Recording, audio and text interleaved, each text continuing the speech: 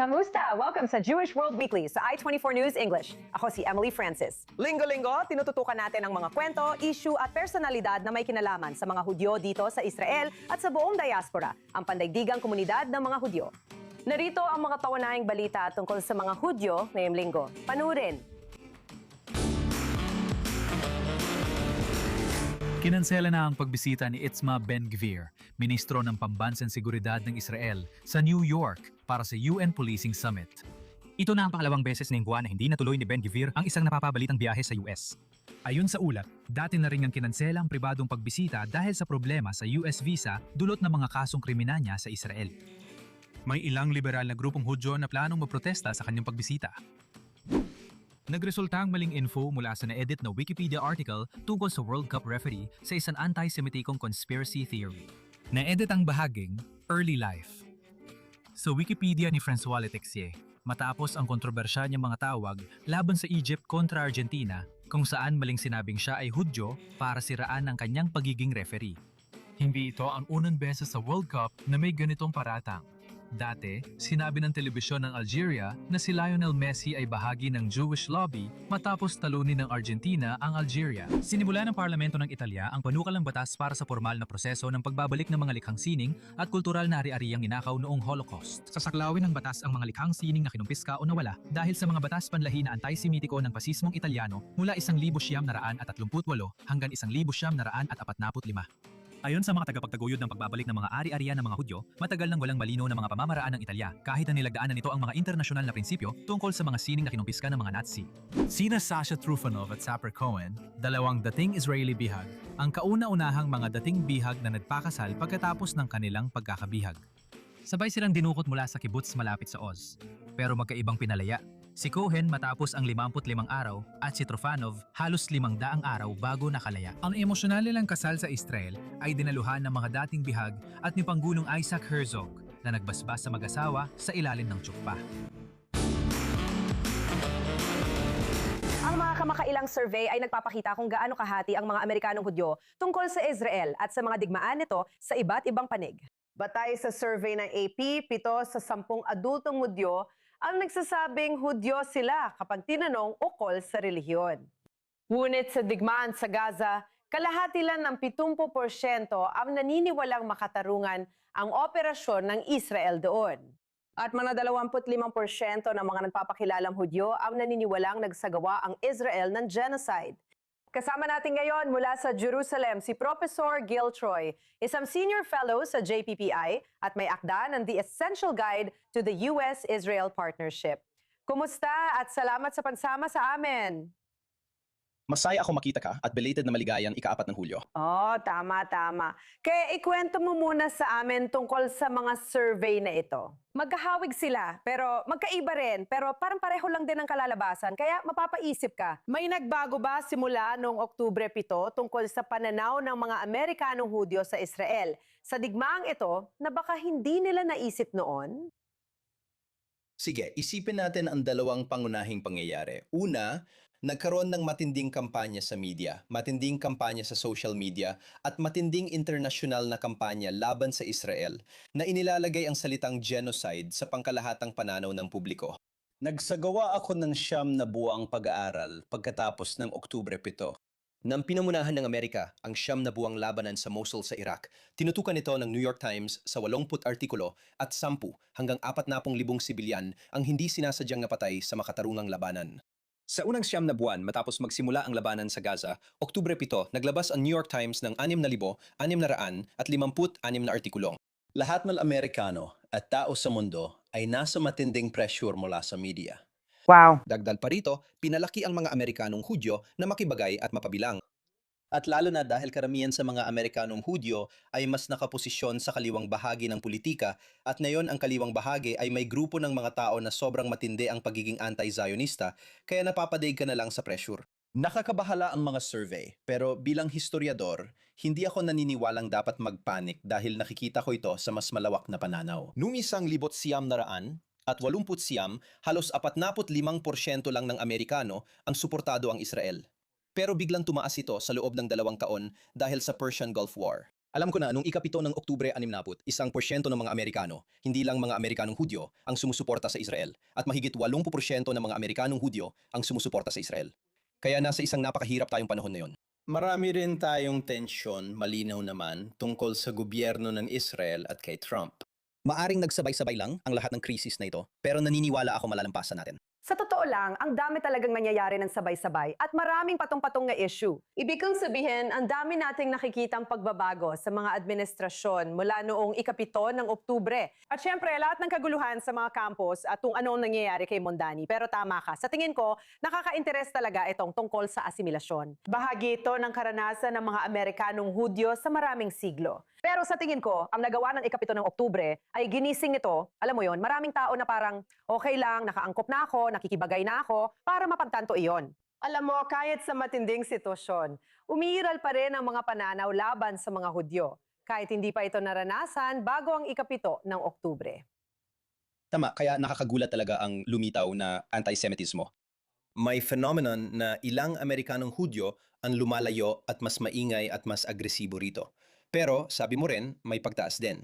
At alam mo, ang totoo ay ang kasaysayan ng mga Hudyo at pati na rin ang maraming kasaysayan. Pero ang kasaysayan ng mga Hudyo ay mas naitatakda ng core, ng grupo ng mga taong nananatiling tapat. At palaging may mga sumasalungat. May mga taong tila nilalayuan ang Judaismo, Sionismo at Israel. Kaya gusto kong ituon sa Pilates. Palakasin natin ang core. At natututan ko rin mula sa tito kong si Irv na isa siyang tunay na adman. Isa siya sa mga malalaking advertiser nung 1,000 siyam na 100 at 50S, 60S at 70S. Nang magretiro siya matapos ang 50 taon sa advertising, sinabi niyang natutunan niya sa Amerika na ang tanging permanente ay pagbabago. At isa pa sa dapat nating idagdag ay nasa panahon tayo na yon ng isang matinding pagkabaliw ng totoong kahibanang kontra-sionista. At malaki rin ang epekto nito. Kung isipin mo ang nakaraang 6 o 7 taon, nagkaroon tayo ng pagkabaliw. Maaring sang-ayon ka rito o hindi, pero nagkaroon tayo ng pagkabaliw tungkol kay George Floyd at rasismo. Nagkaroon tayo ng pagkabaliw tungkol sa Me Too movement. Nagkaroon tayo ng pagkabaliw tungkol sa trans. Nagkaroon tayo ng pagkabaliw tungkol sa trans. Nagkaroon tayo ng pagkabaliw tungkol sa trans. Minsan pinalalala ng media, lalo na ng social media, ang mga bagay. Pwede kang pabor o hindi sa issue. Hindi yan ang ibig kong sabihin. Ang tinutukoy ko ay yung mga panahon na may maliit pero matatag na grupo na nagtutulak ng adyenda hanggang maging mainstream. Kailangan din nating malagpasan yon.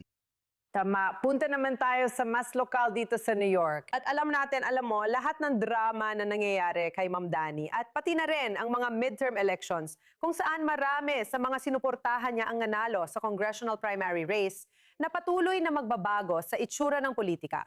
Pero isang bagay na interesting, alam mo, sa kabila ng lahat ng yan, kapag tinitingnan mo sa politika, makikita mo na mas suportado o mas popular si Ma'am Dani sa mga Hudyo sa US kaysa kina Netz at Netanyahu, kahit na sila ay nagpapakilalang Hudyo at nagmamalasakit sa Israel. Parang isang malaking oxymoron yan. Kaya muli, ito ay sandali ng kalituhan sa pagkakakilanlan at demonisasyon. Noong 1972, sumulat si Stanley Cohen ng mahusay na librong Moral Panics and Folk Devils tungkol sa ganitong pagkabaliw. Naging folk devil ang Israel, lalo na si Bibi. Si Netanyahu ay naging isang folk devil kahit sa mga taga-suporta ng Israel, kahit sa mga taong tinatawag ang kanilang sarili na mga Zionista. Kasabay nito, si Ma'am Dani ay tila may kakaibang kinang sa kanya. Kaya naman muli, hindi nakakagulat na nakikita natin ito, pero syempre, nakakabahala ito. May kaibigan akong kongresista sa Demokratikong Partido sa Midwest na nagsabi, huwag kalimutan, isla ang Manhattan. Dapat ting banggitin na kinabukasan matapos manalo sa New York ang 3 kaibigan ni Ma'am Dani na kandidatong pang-kongreso, nagpadala ang Republican Congressional Committee ng bulaklak at liham ng pakikiramay kay Hakeem Jeffries. Sinabi nila, una, ikinalulungkot namin ang iyong pagkawala at salamat sa pagpapadali ng aming buhay. Sa ngayon, may kaunting digmaan sa loob ng Demokratikong Partido. Maraming galit laban kay Trump na siyang nagbubuklod. Pero natatakpan nito ang malalalim na hidwaan sa pagitan ng matinding kaliwa na hindi nagpapatawad, may tila mapanirang pasipismo at laban sa pulis, ICE, Trump at Israel. Ginagamit nila ito para impluwensyahan ng ibang bahagi ng partido na kontra kay Trump pero hindi kasing tindi. Kailangan mo talagang timbangin yon. Sa Israel, marami ng paksyon sa loob ng mga partido. Pero oo, ibig ko sabihin, maraming pagkakaiba-iba sa loob ng bawat isa. Ubus na ang oras natin pero napaka-interesante nito. Salamat, Gil Troy. Tingnan na kanyang e-book, The Essential Guide to the U.S.-Israel Partnership. Salamat ulit. Magandang araw sa'yo. Nagpulong ang pamahalaan ng Israel at mga Amerikanong leader ng Hudyo at nagkasundo na maglaan ng 59 bilyong dolyar para palakasin ang edukasyong Hudyo sa diaspora. Pero mabuti ba o masama ang pakikialam ng pamahalaan ng Israel sa diaspora?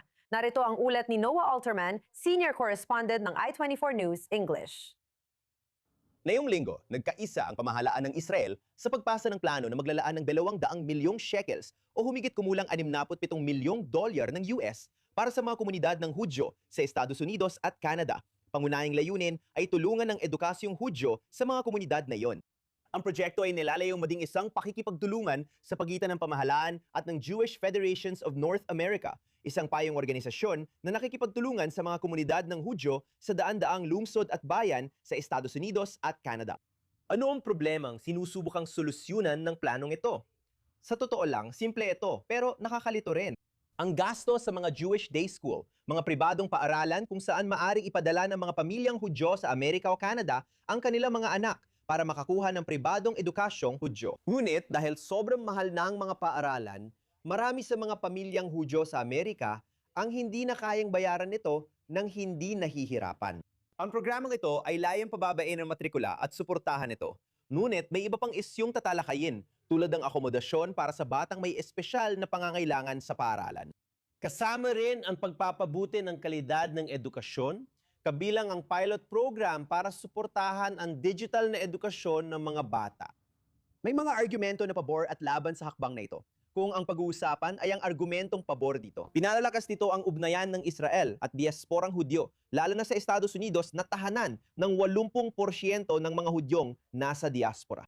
Sa panahon kung kailan ang mga diaspora na Hudyo ay inaatake, kung saan ang kanilang ugnayan sa Israel ay inaatake rin. Ang edukasyong Hudyo ay hindi lang solusyon sa asimilasyon, kundi pati sa lumalalang anti-Semitismo.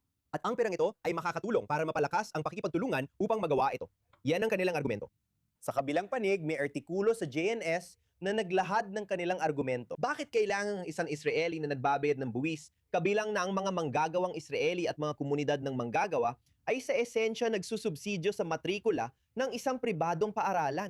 Para sa mas may kayang Amerikanong Hudyo, bakit hindi kayang solusyonan ng mga Amerikanong Hudyo o Kanadyanong Hudyo ang problemang ito sa sarili nilang komunidad at pondo nang hindi na kailangan ng pondo ng mga nagbabayad ng buwis sa Israel? May paspaan na ito na pamahalaan ng Israel, kaya magsisimula ng aksyon at pakikipagtulungan ng Israel at Jewish Federations of North America.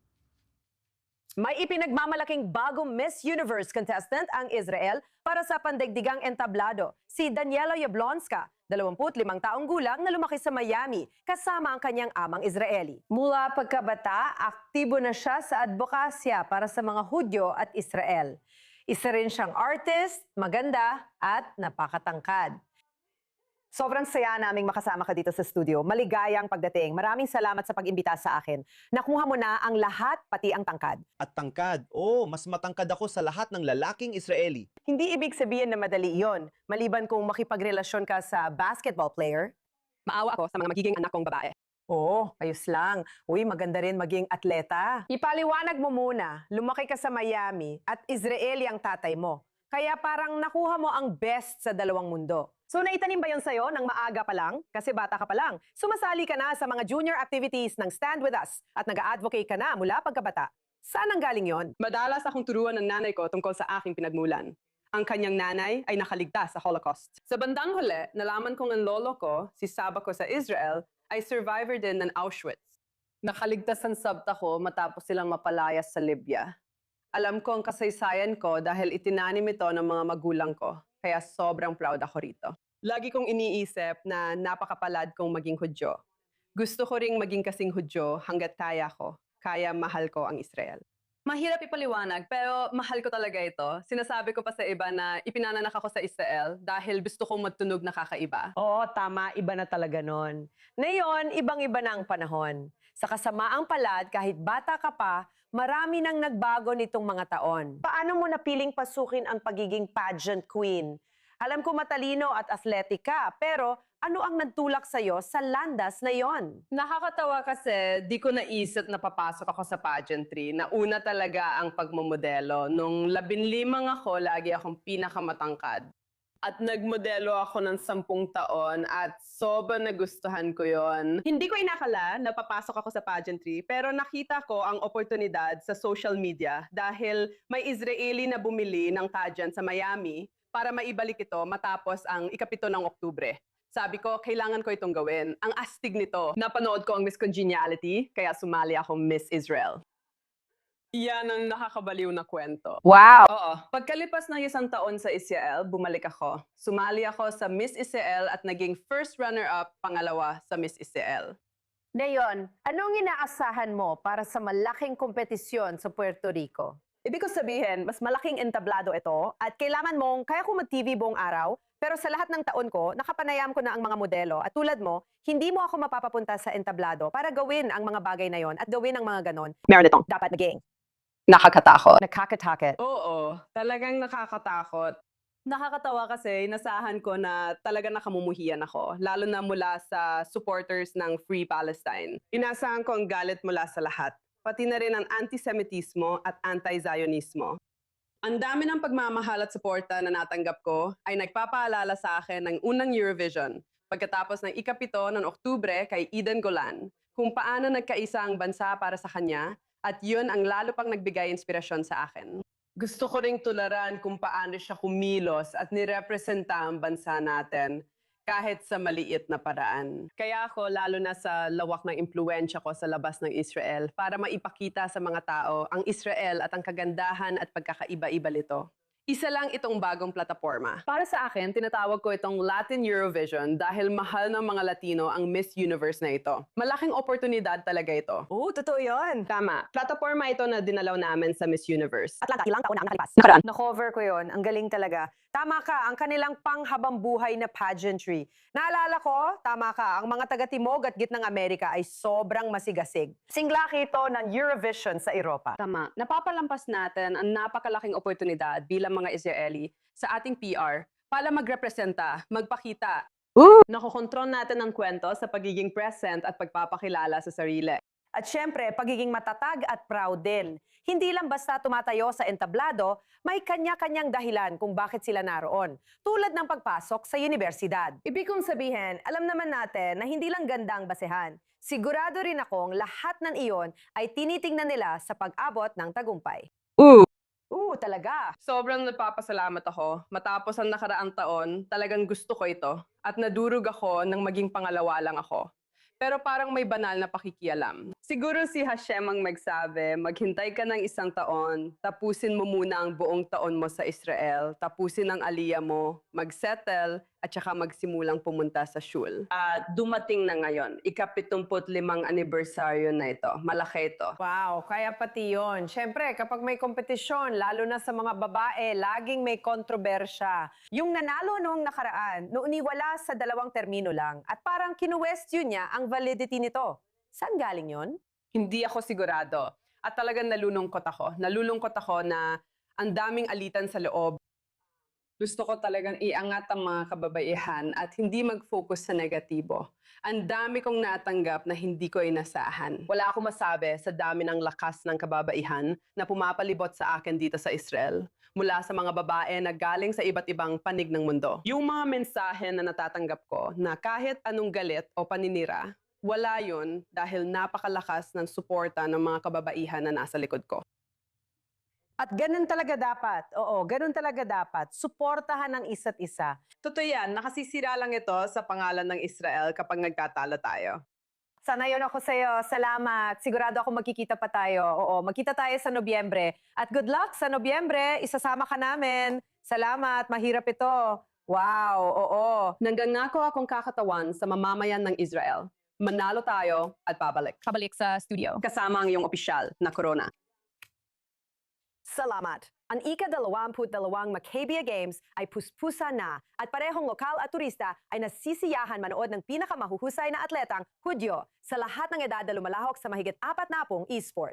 8,000 atleta mula sa mahigit 40 bansa ang kumakatawan, kabilang ang malalaking delegasyon mula Argentina, Brazil, Mexico at USA na may 900 atleta, kabilang ang susunod nating panauhin. Paki-welcome natin si Maya Grinberg na lumalahok sa kompetisyon sa soccer para sa mga wala pang 17 taong gulang at isa ring kababayan mula Los Angeles.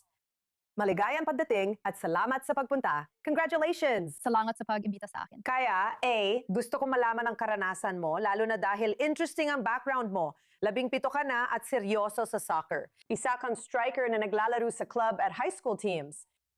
Ganito na ba talaga ang buhay mo? Simula pagkabata na, alam mong may potensyal kang makarating dito? O, naglalaro na ako ng sport na ito mula 5 taon ako nang ipasok ako ng tatay ko. Sinubukan ko rin ibang sports pero laging balik ako sa soccer. Kaya ito talaga ang passion ko. Patuloy akong nagsisikap para maabot ang pinakamataas na antas at enjoy ko ang mga karanasan ko ngayon. Oh, hindi ko rin alam sa ibang estado, pero kahit hindi soccer ang pinakasikat na sport sa US, ito ang pinakasikat sa mga babae. Oh, napakaganda ng mga organisadong liga ng soccer para sa mga babae. Ikaw ba, A, may talento at kagustuhan ka bang dalhin ito sa ganitong antas? O ito ba ay isang bagay na parang ipinanganak kang may ganyan at lahat ng coach ay paulit-ulit na sinasabi, tuloy lang, tuloy lang? Sa tingin ko, kinailangan kong harapin ang maraming pagsubok para makarating ako kung nasaan ako ngayon. At sa palagay ko, kailangan kong harapin yon para makarating sa napaka-kompetitibong antas. Pero oo, sa tingin ko, kailangan mo talagang magkaroon ng determinasyon at passion para maglaro ng sport na ito dahil napakaraming babae rin ang gustong maglaro ng sport na ito. Kaya nakikipagkumpetensya ka sa maraming tao mula sa iba't ibang bansa at pinagmulan. Kaya tingin ko, kailangan mo ng special na passion para umabot sa pinaka-kompetitibong antas. Ngayon, nandito na ako at A, sobrang exciting. Nasa opening ceremony ako, kasama kayo. Yung mga kakampi mo sa team, paano, siguro medyo weird, di ba? Sa Olympics, sabay kayong nagpa-practice, pero dito, bigla kang isasama sa ibang magagaling na babae at sinusubukan ninyong maging team kahit di pa kayo magkakakilala. Bagamat isang linggo pa lang kaming magkakilala, agad kaming nagkasundo at natutunan naming bumuo ng chemistry sa loob at labas ng field. Mahalaga sa amin na konektado kahit wala sa field, kaya mas madali yung paglalaro. At sa tingin ko, habang tumatagal ang mga laro, natutunan namin kung paano magkaroon ng pinakamahusay na teamwork at kung paano masisiguradong lahat kami ay kasali sa lahat ng bagay at napapansin ng bawat isa. Para sa amin, ito ang pinakamagandang karanasan. Oh, habang buhay tayong magkaibigan, walang duda. Sige, ikwento mo naman kung kamusta ka na. Napakaganda ng karanasan. Sumali rin ako sa Love Lebanon Maccabi Games 2 taon na ang nakalipas. Pero dahil sa Israel ito, ginaganap na yung taon, 10 beses itong mas maganda. Nakikilala ko maraming tao mula sa iba't ibang pinagmulan. Masaya at kompetitibo ang mga laro, lahat nag-cheer. Napakasarap makilala at makasama ang mga tao mula sa iba't ibang bansa at makabuo ng koneksyon sa mga babae sa team ko. Oh, syempre, maraming bagay ang pwedeng magbago ng mabilis. Alam mo na, pagdating sa torneo at iba pa. Pero sa kabuuan, masaya ka ba sa laro mo? Nakapuntos ka na ba ng mga goal? O nakapag-assist na ako ng ilang beses, malapit na rin ako makapuntos at umaasa akong makakagol na ako sa susunod na laro. Magandang teamwork at laro namin ngayon, kaya naniniwala ako makakamit ko rin yon sa lalong madaling panahon. At sana, mapanatili namin ang ganitong antas ng galing at mataas na moral para sana makarating kami sa finals. Alam ko rin na bago ito ang pagpapahintulot sa mas batang mga kalaok sa juniors. Pero ipaliwanag mo kung bakit promising ito. May iba-ibang edad, may Masters Open, at may mga lampas 55 taong gulang. Alam ko na may 87 taong gulang na triathlete sa team. Pero bilang susunod na henerasyon, iniisip ko na nakatuon din ang mga mata mo sa Olympics at iba pa. Ibig kong sabihin, nararamdaman mo ba na may tunay na pag-asa para sa mga babaeng Hudyo na magkaroon ng matagumpay na professional na karera? Oo, dito ko nakita na maraming magagaling na atleta na Hudyo. At sa tingin ko, dito talagang nilalagay natin ang pundasyon para mas maging kilala tayo sa mundo ng mga atletang Olympian. Sa tingin ko, kaya nating dalhin ito sa Olympics dahil sa talento natin. Grabe, ang saya siguro nun. Ngayon, naging tagapagtaguyod ka rin para sa ibang kabataang babae. Alam natin kung gaano kabigat, alam mo yon, ang pressure, tapos may dagdag pang pressure sa pag-aaral, social media, at yung pressure tungkol sa timbang, itsura, at kung ano-ano pa. Ikwento mo ang karanasan mo at mga hamon sa kalusugan dahil sa pagsusunog ng napakaraming calorie. Paano mo pinanatili ang katawan mo? At paano mo gustong maging inspirasyon sa ibang babae? Oo, kaya ang nangyari sa akin, na-diagnose ako ng RED-S or Relative Energy Deficiency in Sport. kung saan hindi ko sinasadyang, hindi ko alam na mas marami pala akong calories na nasusunog. Sobra pa sa inaasahan ko habang naglalaro. Maraming calories na nasusunog ko sa sports. Kasi ginagawa ko ito araw-araw ng ilang oras. Hindi ko alam kung gaano karami ang dapat kong kainin para makasabay sa mga aktibidad. Kaya bumaba ang heart rate ko sa 30 at hindi ko man lang alam yon. Isang beses lang ako pumunta sa doktor nang hindi ko alam na may sintomas na ako. Dahil doon, agad nila akong dinala sa ospital at naka-bed rest ako ng 2 linggo. Hindi ko napansin na sobrang pumayat ako at malaki ang epekto nito sa performance ko. Dahil sa matagal kong bed rest, nakakapagod talaga sa katawan at isip.